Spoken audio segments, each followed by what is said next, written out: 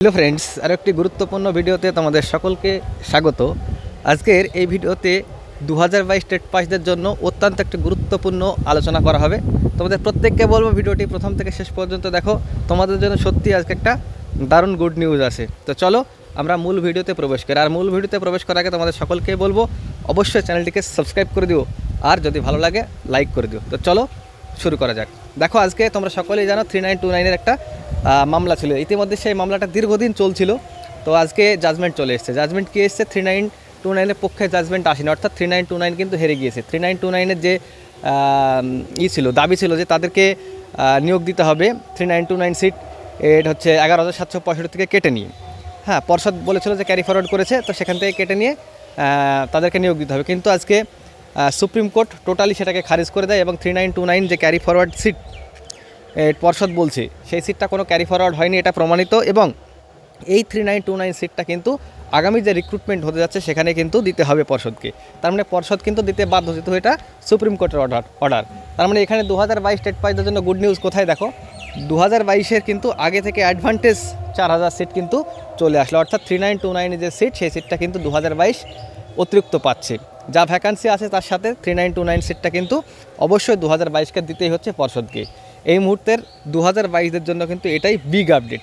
এছাড়া 3929 নিয়ে যদি আলোচনা করি, 3929 যদি নিয়োগটা পেতো, সেক্ষেত্রে কিন্তু একটা সমস্যা হতো। কেমন সমস্যা হতো তোমরা সকলেই জানো। 3929 যদি নিয়োগটা পেতো, সেক্ষেত্রে কিন্তু অনেক বিএড ক্যান্ডিডেট আবার রিক্রুটমেন্ট পেত। একবার যদি আবারও এই মুহূর্তে যদি বিএড ক্যান্ডিডেট রাজ্যে নিয়োগ পায়, সেক্ষেত্রে কিন্তু বিএডদের মনোবল আরও বেড়ে যেত। সেক্ষেত্রে রেগুলার ডিএলএড যারা টেট পাস আছে তাদের মনোবল দুর্বল হয়ে যেত, মানে বিএডরা আবারও সুযোগ করতো এবং বিভিন্ন ধরনের কেস কিন্তু তারা ফাইল করতো। তো সেই জায়গা থেকে 3929 সমূলে উৎখাত হয়েছে। এটা কিন্তু 2022 স্টেট পাসদের জন্য অত্যন্ত ভালো খবর। আর সবথেকে ভালো খবর যেটা হলো, একটা 4000 ভ্যাকান্সি কিন্তু তোমরা ইতিমধ্যে পেয়ে গেলে। তোমরা প্রতিদিনই বলো ভ্যাকান্সি কত আসবে, ভ্যাকান্সি কত আসবে, কিন্তু এখন সবথেকে বড় আপডেট এটাই যে ভ্যাকান্সি কিন্তু তোমরা 4000 এক্সট্রা পেয়ে যাচ্ছ। এখন 4000 এক্সট্রা ভ্যাকান্সি পাওয়া মানে যদি 10,000ও ভ্যাকান্সি দেয়, সেক্ষেত্রেও কিন্তু তোমরা 15,000 কাছাকাছি ভ্যাকান্সি পেয়ে যাচ্ছ। তার মানে ভ্যাকান্সি নিয়ে তোমাদের কিন্তু আর কোনো রকম টেনশন থাকছে না। ভ্যাকান্সি কিন্তু হিউজ হতে যাচ্ছে 2022 স্টেট পাসদের জন্য। আমি বারবারই একটা কথা বলি, সবুরে নেওয়া ফলে তোমরা ধৈর্য ধরো, তোমাদের কিন্তু আরও ভালো খবর আসতে চলেছে। 2022 যারা আছো তারা কিন্তু প্রত্যেকের ধৈর্য ধরো, নোটিফিকেশান আসবে এবং তোমাদের প্রত্যেকেরই কিন্তু চাকরি সুনিশ্চিত হবে। এরপরে 5A যে মামলাটা আছে, 5A মামলাটা আছে, ইত্যাদি ইত্যাদি অনেক মামলা আছে। 2022 মামলা আমি তোমাদের বলে দিলাম। আমি 3929 নিয়ে কথা বলেছিলাম, 3929 হারবে হেরেছে।